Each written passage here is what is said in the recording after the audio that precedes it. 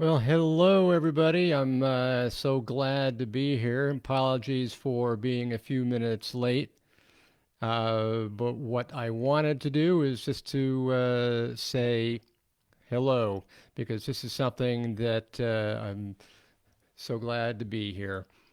One of the things that I love doing is reaching out to people and first finding out who's here. And if you're here, let me know that you can hear me and let me know that you're able to see the screen as well. Um, as you saw from today's description of what we're going to discuss, one of the things that I wanted to go over is really the 7 different ways that we can increase our spirituality. This is something that we've touched on in the past, and some of the things that we've really wanted to discuss before. And I know that others have been asking questions about it as well.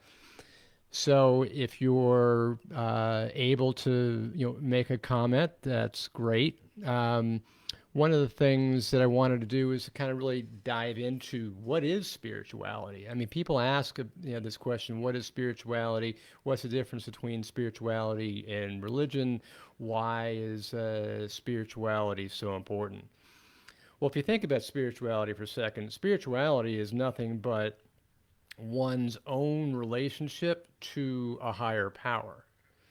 Or said another way, spirituality is really being kind enough and caring enough to connect with the love and the peace and the joy of spirit. And spirit is all around us. Whether we are aware of it or not, spirit's always around us. We are spirit, spirit's around us, spirit's in us. Spirit's nothing but energy, and we're energy as well. So when we are allowing ourselves to be in the joy, to be in the love and caring and the kindness, that's when we really start to feel our spirituality begin to increase. And when I said it's one's relationship with a higher power, that could be anything that you want it to be. That could be, uh, you know, anything like you call it source, you call it universal energy, you call it God, you call it whatever name you want to attach it to, or perhaps it's just your own higher self, or just some kind of universal energy, or just something outside of yourself. It's whatever it is that resonates for you. Um, and so today I really wanted to kind of go through the 7 different ways that we can increase our spirituality and our spiritual living. What are the 7 different ways that we can increase our spiritual living? Well, of course, the first way that we can do that is simply by meditation. And meditation's not difficult at all. A lot of people think about meditation as being something that is so difficult, something that's so, challenging. You can't attain it. Well, in fact, meditation is something that we often do every day and we don't even realize it. Sometimes you may be sitting at a TV and watching a movie or a great show, and in fact, you're meditating. Or when you're driving a car, you're in a meditative state. You may be in a car right now listening to this, and you may be in a very calm, meditative state. Let's say you're on the highway and you're going a long distance, maybe you're driving upwards of an hour.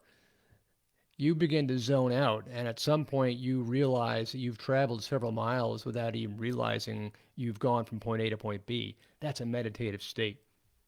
And meditation doesn't take any effort at all.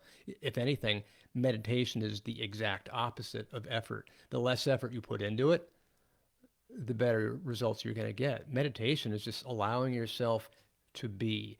It's really allowing yourself to sit in silence, calming your thoughts.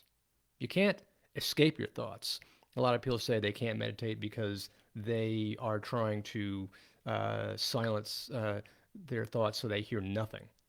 Well, that's not going to happen. It's really allowing yourself to focus on one calm thought just to let your entire body and mind really get relaxed. So it's just all you're doing is calming that monkey mind. And another way that you can increase your spiritual living and your spirituality is by spiritual reading. What kind of books do you read? Think about that for a second. Are you reading horror novels? Are you reading action thrillers? Are you reading romance books? Are you reading detective novels or crime books or what have you? Um, think about what kind of reading you do. If you're on a path where you're trying to raise your own spirituality, then perhaps you should start to think, okay, maybe I should start to read some books that actually help me learn more about spirituality and more spiritual materials. Start thinking about what are some of the books that you can actually begin to read. I mean, when I began my spiritual journey, for example, my interest at the time had nothing to do with spiritual books, but slowly spiritual books started to get placed in front of me. I'm pretty sure the spirit was doing that, but that's another story for another time. Um, all of a sudden, I started seeing all these different books, and I became fascinated by the material inside them, whether it was near-death experiences or automatic writing or mediums or the science behind the transition. What happens? What is consciousness? Quantum physics even got involved. So I started reading all these different books. So these could all be different things that you can really seek to attain. Go to the spirituality section or the spiritual section of a bookstore or Amazon, what have you, and you'll be amazed at the volume of books. So to say you can't find any books is really doing a disservice for yourself because there are lots of books, not only on the material, but also just helping you become more spiritual. Another way to do this is through gratitude. Practice gratitude. That's going to also help you become much more grounded. So if you're allowing yourself to be that much more grounded and that much more grateful for everything that you experience in life, then that's going to be something that you're really able to work with. And I see, just as a pause, I just wanted to say hello to everybody who's also on here. So I'll say hi to Anne Marie and Karen. Hi, Karen. How are you? And also Donna. Hello, Donna. Um, so what I wanted to say, just furthering on with this whole practice of gratitude, is allowing yourself to really practice on a daily basis. It's the old attitude of gratitude theory. So when you're thinking about being grateful, it doesn't have to be, these huge uh, topics. You don't have to think, oh, I'm grateful for my massive job, or I'm grateful for my, you know, my vast income. No, the smaller the better, in fact. You want to be thankful for the things that you forget about, the things that seem inconsequential. You want to be grateful for that hot cup of coffee. You want to be grateful for the food on your plate. You want to be grateful for the clothes that you wear. You want to be grateful for the roof over your head. You want to be grateful for your family, for your loved ones. What is it that if something was taken away from you and you no longer had it, that you would be devastated to have? That's where you feel grateful. In fact, those people in the poorest nations have the greatest amount of gratitude because they're grateful for those things that they cherish that are so close to them. They're just grateful to have food and water. They're just grateful to have a roof over their head. They're just grateful to have shoes, perhaps. They're just grateful to have clothing of any kind, their family all around them. They're grateful for the air that they can breathe. It's not like us where we're saying, oh gosh, I gotta have that big raise, or I gotta have that great car, or I gotta have the next best thing. That's not being grateful. That's being needy. That's different. We got to be grateful. If you're grateful, then you start to take a different tact, and you begin to appreciate your life, and you start to see that you're in the here and the now. And that definitely prevents us from really worrying about the future, which we can't really control as anyway. And it also is helping us to forget anything about the past because we can't change the past. That is in the past. So you start small. You start thinking little things. Take out a gratitude journal, perhaps. Start thinking, what are the three things that I'm grateful for this morning? Don't make it a chore. Make it something that's happy. Make it something that puts a smile on your face and a warmth in your heart. Maybe you're grateful for a warm bath. Maybe you're grateful for sitting by the fireplace with a warm book. What is it that makes you grateful? What is it that puts a smile on your face? When you start to practice gratitude like that, you really start to feeling it. Also, another thing that you can do is grounding. I mean, we're all creatures of the earth, right? So we feel that we need to get back to the earth. And when you begin to reconnect with Mother Earth, when you begin to reconnect with Mother Earth who sustains us, then you really start to feel that you are connected, you are grounded. Try reconnecting with nature. In the warm weather, start walking around outside, maybe put your bare feet on the lawn, maybe go out in the woods, maybe just take a nice walk. Connect with nature again because so many times we either don't get outside, we're rushing around, we don't do anything, so we don't really pay attention to nature.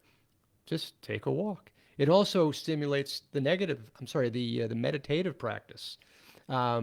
Because what you're doing is, again, you're centering yourself, you're calming yourself, you're really allowing yourself to just relax. And as you're doing that, your stress levels plummet and all of your feel good hormones start to come back up and accelerates. It's that feeling of belonging. You belong with nature. Nature is with you. And if you're in the city, then just go out to the park, walk around the park, start to appreciate the trees and the bushes and the grass, but just get out and allow yourself to be grounded. Because if you're just constantly either A, moving around, or B, constantly in a connecting with spirit all the time, then you're not going to be grounded. So you have to have that good balance. And I'd say the fifth way to help you raise your spirituality and your spiritual living would be just be open to signs in the universe. We're always getting signs in the universe, yet there's so often times when we just ignore it or really don't pay attention to it.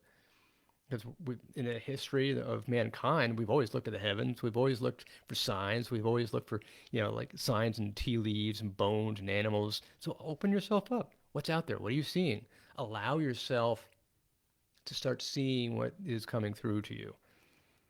Allow yourself to get in touch with those energies that's coming through. They're emanating from a place of love and kindness. Connect with that love and kindness. See if you're receiving any kind of healing. Is there something that's unusual that's happening? Are they coming from your guides, perhaps? What else is it? And another way to increase your spiritual living and your spirituality would be just mindful breathing. Breathing in through your nose, and breathing out through your mouth. That's really going to calm you. There is one method that I really love, and I call it sort of the 4x4 technique, where you inhale for a count of 4, hold that for a count of 4, exhale for a count of 4, hold that for a count of 4, and start again, 4x4. And when you do that, you really get calm. You really seem to have a very low stress level. You really allow yourself to get into a very peaceful state. So if you get into a very peaceful state, you're no longer stressed. And if you're no longer stressed, you're more open to receiving things from spirit, and you become much more of a recipient in the spiritual world and increase your spiritual living. And I'd say the last method would certainly be just surrender. It kind of touches on what I was just talking about. If you allow spirit to start giving you things, if you allow spirit to start connecting with you, if you just surrender to what you're receiving from the spirit world or from higher powers or whatever energies you feel you want to connect with, just surrender. Just allow. Just allow everything, because we in the material world, we're always trying to control things, aren't we? We're always trying to say, well, it's got to be this way and it's got to be that way and I'm going to have this and I'm going to have that. We always feel like we got to control something. Well, guess what? You don't need to. It's okay to try to put your life in a certain direction and you'd like to organize certain things. That's okay. But you don't have to control everything all the time, especially when it's, you're trying to connect with spirit. You know, really try to surrender. That's definitely that's one of the big things for mediumship, for example. For all mediums out there, I would definitely say that if you're having trouble connecting with spirit, just allow, just surrender. And that's always been one of the biggest struggles for beginning mediums, even for intermediate mediums, all mediums. It's like, okay, how can I just relax and surrender the most? Because we're always in our head. And that would certainly be one thing that would be really something to look at. Um, so with that, I'd love to open it up to more questions if you've got more questions. And also just wanted to shout out to some people here. I see Trisha again from Tucson. I see Lori from Maine. Oh, this is great.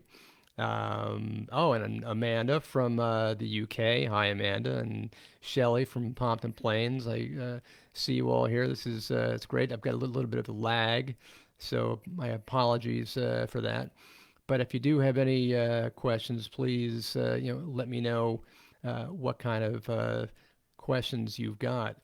Because one of the things I find for spirituality is it's so important to really allow our personal lives to really find their way to a more spiritual existence.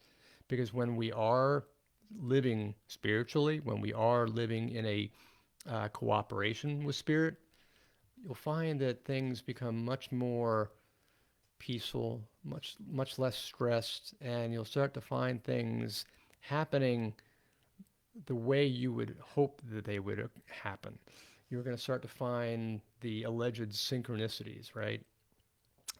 The supposed coincidences. You're going to start finding that things start to work out for you a little bit better, especially if you're more intentional about it. If you are intentionally connecting with spirit, you're intentionally allowing yourself to be one with spirit, if you're intentionally allowing yourself just to relax and be open to spirit, that's certainly going to help you when you try to become more of a spiritual person. And definitely grounding is going to help you remove the stress. Think, for example, if you're all stressed out, let's say it's spring or summertime. I'm not quite sure how anybody can be stressed in the spring or summer because those are such great seasons. But let's just say you are. Let's say you got something going on at work, right? And it's summertime or springtime or even the fall, and it's warm enough to be walking around outside barefoot.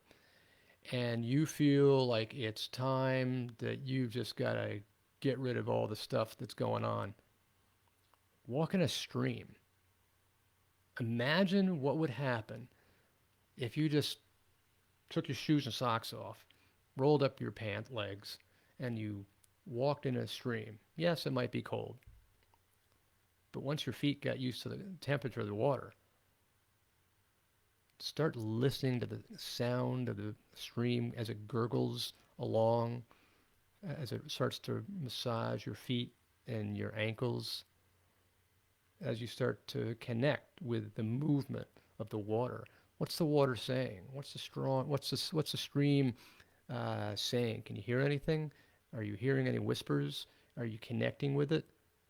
Pay attention to what you're hearing around you. Do you hear the wind in the trees? Do you hear anything there? What are the birds doing? What are the birds saying? A lot of people say, oh, when you do that, you're just getting a little strange for me. Well, I would say to them, have you ever tried it? Have you ever done that? Just allowed yourself to be vulnerable and connect with nature? When you do that, you have this dramatic experience that you would not have had before, and you feel so much better after doing it. Or it's as simple as going out on a field in the middle of a sunny day and soaking up the sun, or throwing your arms around a tree and feeling the energy that comes off of a tree. I mean, a tree is certainly grounded because it's got its roots where? In the ground. It's definitely a living thing. So it's grounded. It's a living thing. It's giving off energy. Hug the tree, feel the energy of the tree, connect with the tree, and you yourself also become as grounded as the tree. It's a wonderful experience to try to do some of these things. So it's definitely one of the things that is a joy to do. And Lori's asking a great question here. She's asking if I can talk a little bit about the vibration people who have passed, and if their vibration is high enough to come through or not, and how do we know? That's a great question, Lori. Um, Definitely the vibration of those people who have passed on, by definition, is much higher. And the example I use is we in the material are very much like an ice cube. Think about it. Think back to your high school physics, right? You've got an ice cube and you've got a gas. The ice cube is a dense material thing with the molecules that are moving very slowly. Their vibration is very slow, really dense, really packed in, not moving quickly, if at all, right? It's very much like us, very dense. Some of us are more dense than others, but that's another story. Um, but we humans in the physical world are very dense. Spirit, on the other hand, is very much like the steam. It's very gaseous, it's very amorphous, the a lot of distance between the molecules, yet those molecules are vibrating at a really high rapid rate, so high in fact that it goes beyond the plasma state to a non-physical state where we cannot even detect it with our physical detection devices. The only thing that happens is maybe we might be able to detect the energy and or electricity that comes off of it. So we are at a very low vibration state, spirit's at a very high vibration state, and that's why we can't detect it with our physical senses, our eyes, our hearing, but we can feel sometimes their touch. You may have felt like a tingling around you, an energetic blanket, right? You may have felt that, or like a what felt like a soft hand, but there's nobody there. Or maybe you've heard your name. You turn around, but there's nobody there. That's the energy of spirit. So yes, Lori, to answer your question about the vibration of those who have passed, the vibration is a very high vibration. Can we detect it? Not with our physical senses, but we can certainly feel it with our non-physical senses. As spirit comes in to connect with our aura, and their vibrations are connecting with our auric field, they'll connect with us. We'll feel that. So I hope that answers your question. And Shelley's asking, do pets still see us? All spirit is aware of us. They're using their psychic senses to detect us. They may not, some people may not necessarily be seeing our physical body the way you and I see our physical body, because again, our physical bodies are not exactly the way we perceive them to be. Because remember, everything in existence is energy. So what we perceive right now is not actually what's there. The chairs we're sitting on, for example, it's pure energy. We experience it as a chair. We experience it as something solid. But in fact, if you were to go subatomic, way, way, way down to the nucleus, you'd see it's nothing but empty space. And in fact, as an example, if you were to take a carbon atom, take that nucleus, expand it to the size of a golf ball, the electron would be over 2 miles away, and everything else in between is empty space. That's just filled with energy. So look at the stars, same concept. I think Neil deGrasse Tyson had once said, for example, if the universe was the size of the United States, I think I'm getting this right. If the universe was the size of the United States, then the distance between two objects would be the distance between a bumblebee in California and a bumblebee in New York. It, vast difference, right? So it's like there's a huge space and energy. So that's just really something that really is, you've really got to think about energy and empty space because that's what we are. We're energy and we perceive with our eyes and with our physical senses something that's very different. So I hope that answers your question, Shelley. It was a long-winded way of getting around it. Um, and also, I see you're asking, do spirits occupy the same place as we do? Another good question.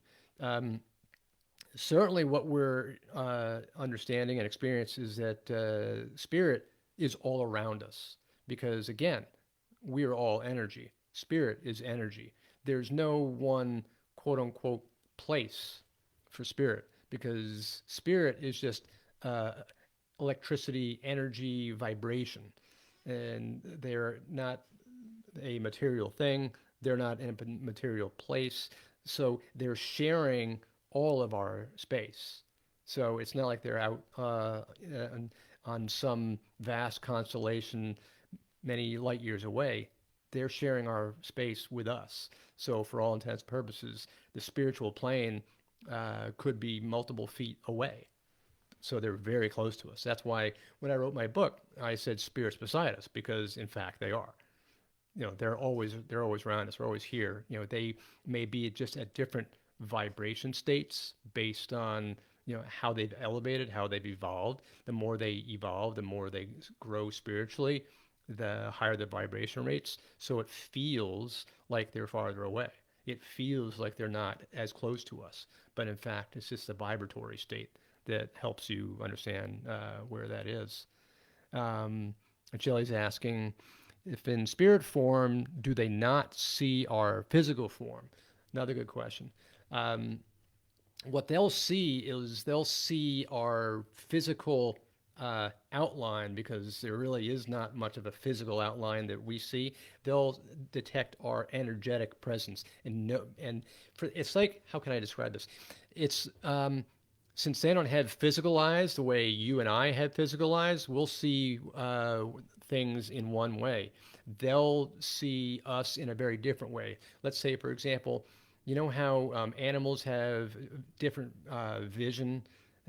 They've shown what it looks like, say, for a lizard or for a bumblebee. The eyesight of those different animals, they have different eyesight. Same thing for spirit, except spirit doesn't have eyes. They're using their spiritual senses, their energetic senses, which is much more broad. And so they can see colors and objects that we can't even detect, that we can't even know about.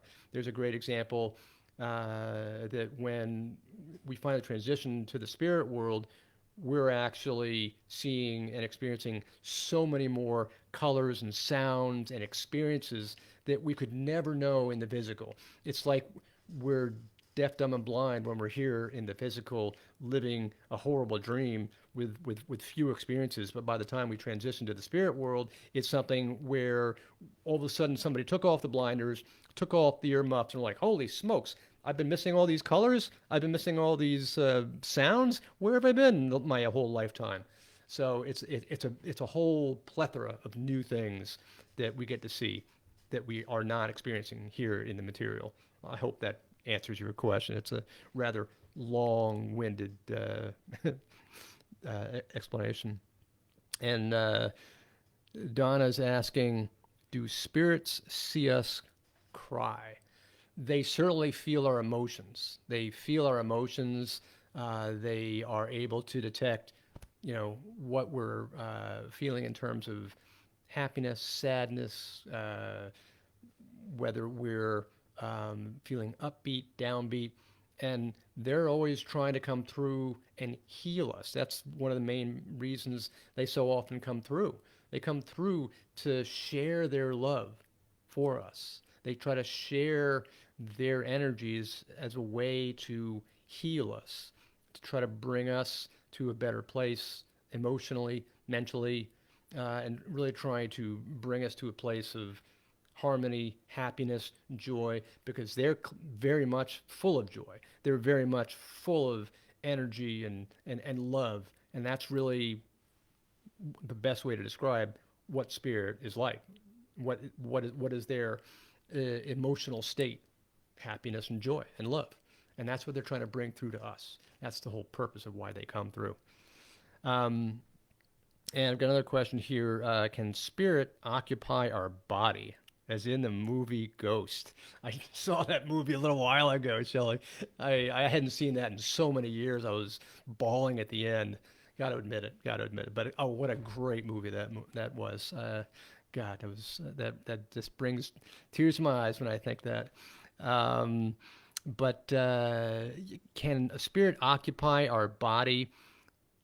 They're the only way a spirit could ever blend with us to that point is if we actually invite them in, because spirit cannot do anything that interferes with our free will. So they can certainly hold us, they can certainly love us, they can certainly give us an embrace, and we'll feel that. There are so many stories out there of people who've lost a loved one, and their loved one has either come to give them a hug, held them. There are stories of beautiful romantic encounters between husband and wife. It's the stories that come through are amazing. So yes, it's possible so long as there is consent, so long as there is a loving intention on both sides. But it's not going to be so much like they're going to occupy the body to take over the body. That's not going to be something that's really going to happen unless it's. And people have said, "Oh yes, we can have possessions." It's not really a possession because it's more of an intentional invitation. So Hollywood doesn't really do it justice. Hollywood, they've got their own angle. So I'll have to give you that answer for that. Um, and another great question is, why don't we remember being in spirit? I can remember asking that question a lot. We have spiritual amnesia.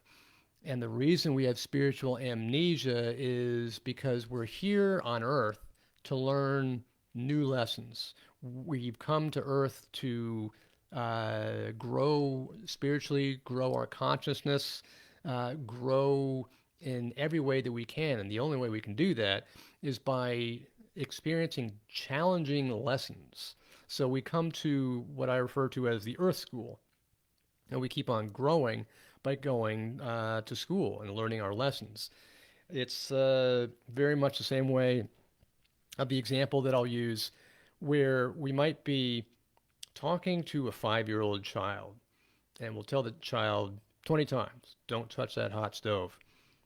And the child just doesn't listen to us. So what does the child do? The child, of course, touches the hot stove.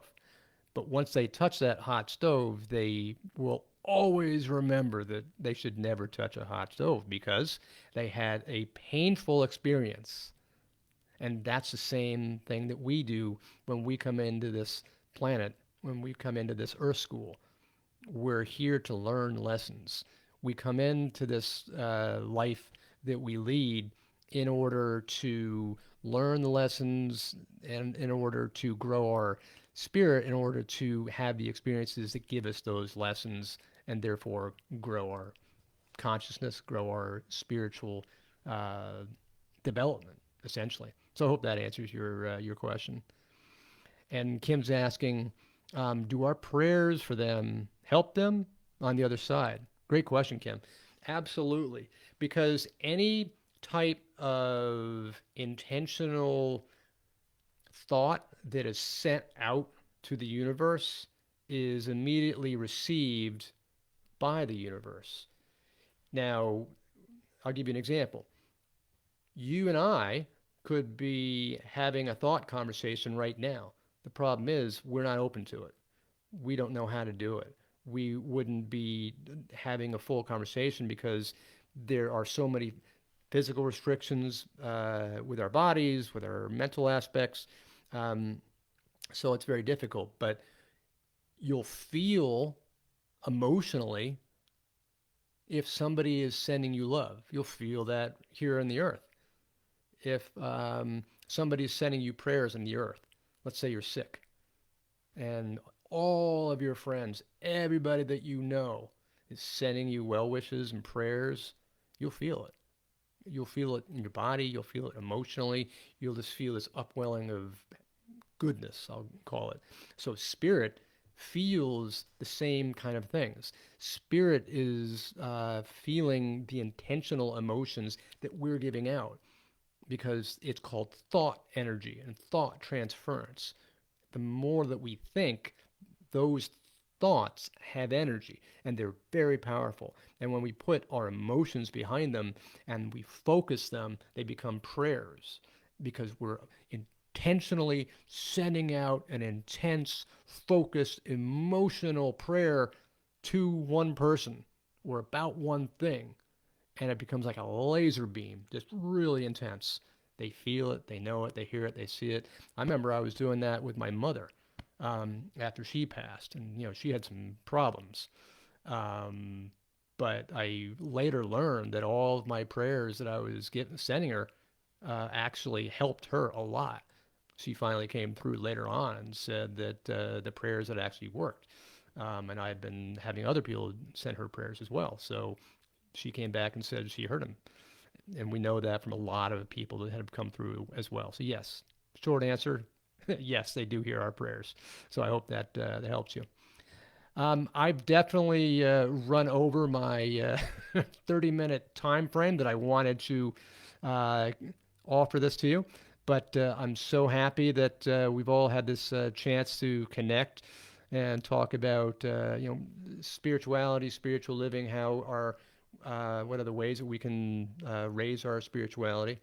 So if you like I don't want to call it a channel because it's not a channel, but if you like the topic, you like the weekly lives that I'm doing, let me know. Let me hear back and for feedback, and I'd love to connect with you. And I will definitely see you next Wednesday at 5:30 Eastern. So until then, have a great night. Bye bye.